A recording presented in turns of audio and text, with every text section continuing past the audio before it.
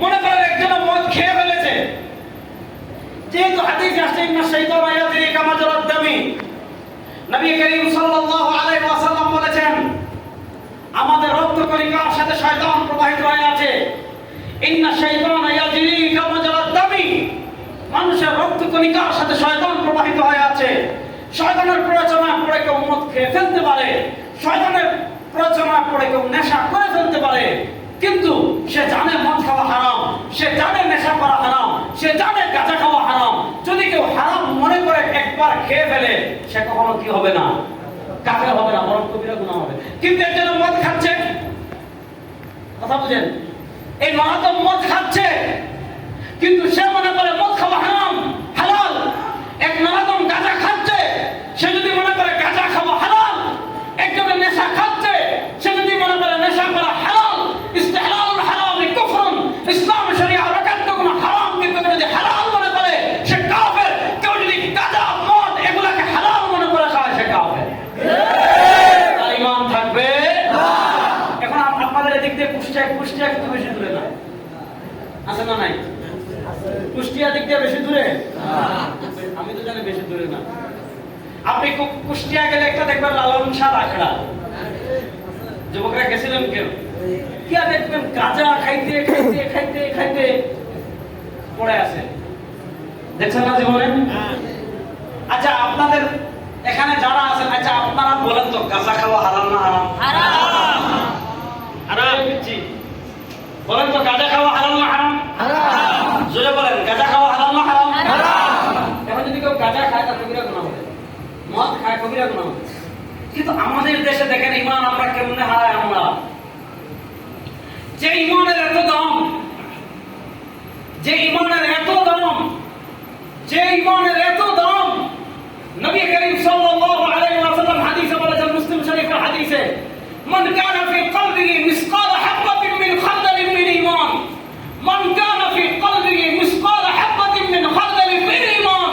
সওয়ারুল আলম সাল্লাল্লাহু আলাইহি ওয়াসাল্লাম বলেন, আমার যে উম্মাহ সরষের দানা পরিমাণ ঈমান নিয়ে কবরে আসবে, মান কানা ফি কলবিহি মিসকাল হাববাতিন মিন খারদালিন মিন ঈমান, আমার যে উম্মাহ সরষের দানা পরিমাণ ঈমান নিয়ে কবরে আসবে, আমি নবী আল্লাহর নামে কসম করে বলি, তার অন্তরে যদি সরষের দানা পরিমাণ ঈমান থাকে, সে যদি জাহান্নামে চলে যায়, আমি নবী সুপারিশ করে তাকে জান্নাতে নিয়ে আসব।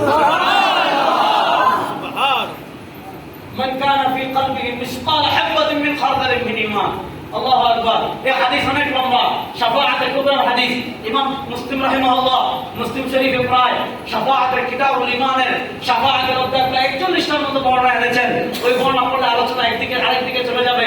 এবার বুঝেন, যে জিনিসটা যারা পরিমাণ থাকলে, যে জিনিসটা সরষের দানা পরিমাণ থাকলে, মিসকাল হাববাতিন মিন খারদালিন মিন ঈমান, যে ঈমান সরষের দানা পরিমাণ থাকলে আপনার জান্নাত নিশ্চিত। ওই ঈমানের চেয়ে দামি কোনো কিছু দুনিয়াতে আছে না।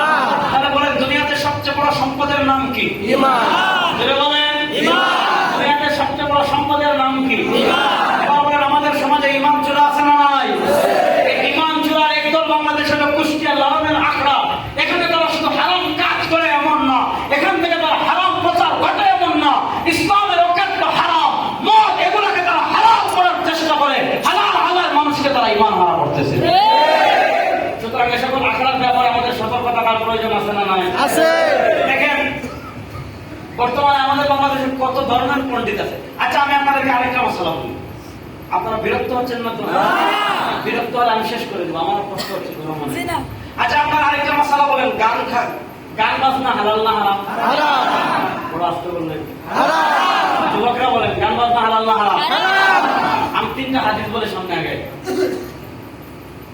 এক নম্বর হাদিস ইমাম বাজ্জার মুসনাদে বাজ্জার এনেছেন। নবী করিম সাল্লাল্লাহু আলাইহি ওয়াসাল্লাম বলেন, সালফান মালউনান ফিদ দুনিয়া ওয়াল আখিরাহ। নবী করিম সাল্লাল্লাহু আলাইহি ওয়াসাল্লাম বলেন, আমার উম্মতরা শোনো, দুইটা আওয়াজ এমন আছে, সালফানি, দুইটা আওয়াজ এমন আছে, মালউনান ফিদ দুনিয়া ওয়াল আখিরাহ, যে দুইটা আওয়াজ দুনিয়াতেও অভিশপ্ত আখিরাতেও অভিশপ্ত। এবার আপনারা বলেন যে দুইটা আওয়াজ দুনিয়াতেও অভিশপ্ত আখিরাতেও অভিশপ্ত। আমি ফতোয়ার পর আপনাদের কোটে দিলাম, আপনারা বলেন যে দুইটা আওয়াজ দুনিয়াতেও অভিশপ্ত আখিরাতেও অভিশপ্ত, এই দুই আওয়াজ হালাল না হারাম? বলেন।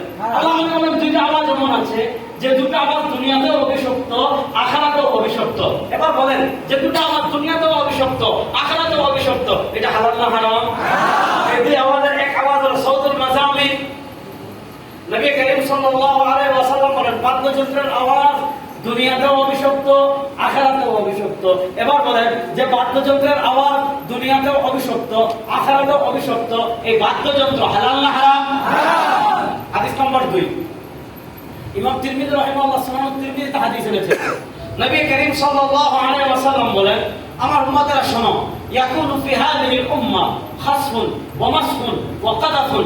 নবী করিম সাল্লাল্লাহু আলাইহি ওয়াসাল্লাম বলেন আমার উম্মতেরা শোনো, এই উম্মার উপর আল্লাহর পক্ষ থেকে তিনটা গজব আসবে। ইয়াকুনু ফি হাযিহিল উম্মাহ, এই উম্মার উপর আসবে খাসফুন ভূমিধস, মাসফুন বিকৃতি, কাদাফুন পাথর নিক্ষেপ।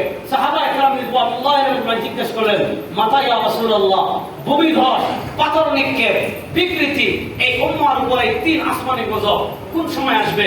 নবী করিম সাল্লাল্লাহু আলাইহি ওয়াসাল্লাম বলেন শুনো, ইদা যাহারাতিল কায়নাত ওয়াল মাজামি ওয়া শুরিবাতিল খামার, যখন তিনটা পাপ ব্যাপকভাবে ছড়িয়ে পড়বে আল্লাহ রাব্বুল ইজ্জত ওয়াল জালালের পক্ষ থেকে এই উম্মার উপর তিনটা গজব আসবে। এই তিনটা পাপ কি? ইদা যাহারাতিল কায়নাত, যখন গায়িকার সংখ্যা বেড়ে যাবে। বলেন গায়িকা বাড়ছে না কমছে? গায়িকা বাড়তে বাড়তে বাড়তে বাড়তে আমাদের দেশের সংসদ সদস্য হয়ে যায়, হয় না? আপনি এক একটা মহান পবিত্র গজব শরীফে যাবেন, আমাদের বাংলাদেশে মহান আপাক গজব শরীফ হয় না? উল্টাটা বললাম, মহা পবিত্র উরুস শরীফের উল্টাটা বললাম, মানে মহা নাপাক গজব। এই মহা নাপাক গাজাবের যত রাত হয়, যত রাত হয় গান বাজনার স্পিড তত বাড়ে, সুন্দর সুন্দর গায়িকাদের গানের পাওয়ার তত বাড়ে। আচ্ছা বলুন গায়িকা বাড়ছে না কমছে? এখন তো আপনি এখন কোন গানই পাবেন, এখন ডুয়েট গান, অর্ধেক গাবে ছেলে অর্ধেক গাবে মেয়ে। ইদা যাহারাতিল কায়নাত, হাদিসের 1 নম্বরটা শুনেন, হাদিসের সাথে সমাজ মিলাবেন, আপনার পছন্দ হয়ে যাবে শরীরে। রাসূল 1400 বছর আগে বলেছেন, আর 1400 বছর পরে আমাদের সমাজের সাথে কিভাবে মিলে যাচ্ছে আপনি মিলাবেন। ইদা যাহারাতিল কায়নাত, নবী করিম সাল্লাল্লাহু আলাইহি ওয়াসাল্লাম বলেন যখন গায়িকার সংখ্যা বাড়বে, ওয়াল মাজামি, তার দিনে দিন দিন দিন বাদ্যযন্ত্র বাড়বে, অশ্লীলতার খামার, মাদক ব্যাপক হবে, আল্লাহর পক্ষ থেকে গজব আসবে। এবার বলেন মাজামির, বাদ্যযন্ত্র বাড়লে আল্লাহর পক্ষ থেকে গজব আসে, ঠাড়া পড়বে, চেহারা বিকৃত হয়ে যাবেন, বান্দর হয়ে যাবেন, ছাগল হয়ে যাবেন। এরপর আসমান থেকে বড় বড় পাথর পড়বে। দেখছেন তো পাথরের আগে ছোট ছোট পাথর পড়তো, গতবার 2-2.5 কেজি পাথর সিলেট করছে, 100, 200, 400, মানে 400 এই মোটা মোটা পাথর কি করছে, সিলেট করছে। পাথর পড়বে, চেহারা বিকৃতি, ভূমি ধস। এই কক্সবাজারে কিছুদিন আগে 4 জন পাহাড় ধস হয়ে ভূমি ধসে মারা যাচ্ছে। এইরকম গজব আসবে। এবার বলেন যেই কাজ করলে আল্লাহর পক্ষ থেকে গজব আসে, এটা হালাল না হারাম? বাংলাদেশে বাউল বাংলাদেশের সব আলেমদেরকে চ্যালেঞ্জ দিছে, 1 কোটি টাকার চ্যালেঞ্জ। একজন আমাদের সংসদে দাঁড়িয়ে বলেছে আমি বুখারী পড়েছি, সিয়াসিত্তা মিশকাত পড়েছি। আমি সিয়াসিত্তা কি পড়েছি? মিশকাত পড়েছি। গান বাজনা হারাম এটা কোথাও পাই নাই।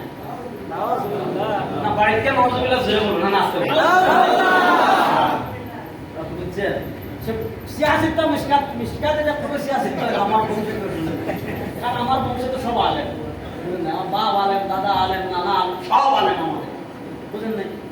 আমার বংশে কেউ শুনে নাই, আপনাদের বংশে কেউ শুনতে যে মিশকাতে সিয়াসিত্তা ছাত্ররা বলেন। আচ্ছা আপনি সিয়াসিত্তা না যে শিক্ষা তা আমার জানা আছে না কিছু। প্রশ্ন হলো বাংলাদেশের এক বাউল চ্যালেঞ্জ দিয়েছে, কি জানেন? যে বাংলাদেশের সব আলেমদেরকে 1 কোটি টাকা দিব। কেন? তুই তো টাকা কই পেলি? 1 কোটি টাকা কম কেন?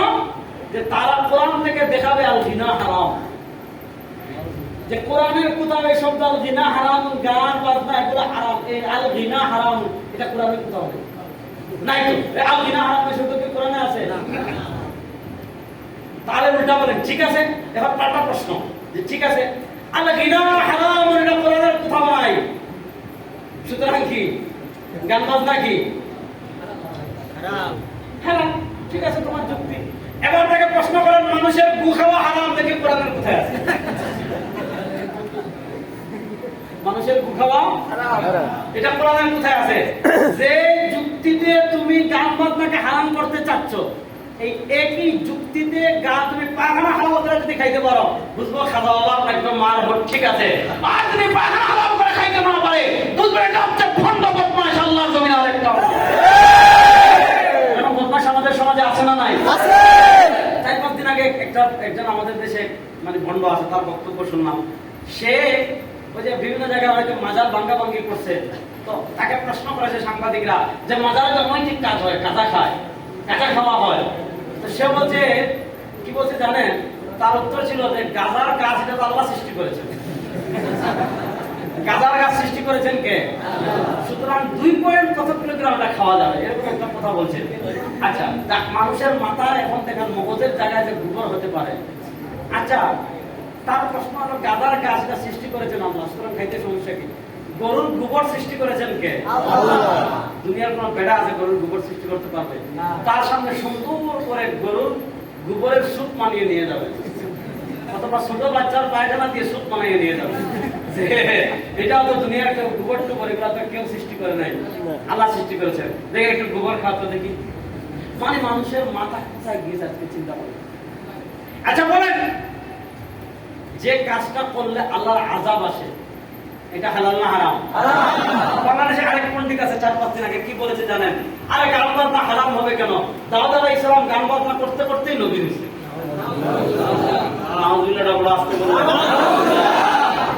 দেখেন, ইমাম আহমদ ইবনে হাম্বল রাহিমাহুল্লাহর কাছে এক ব্যক্তি আসছে।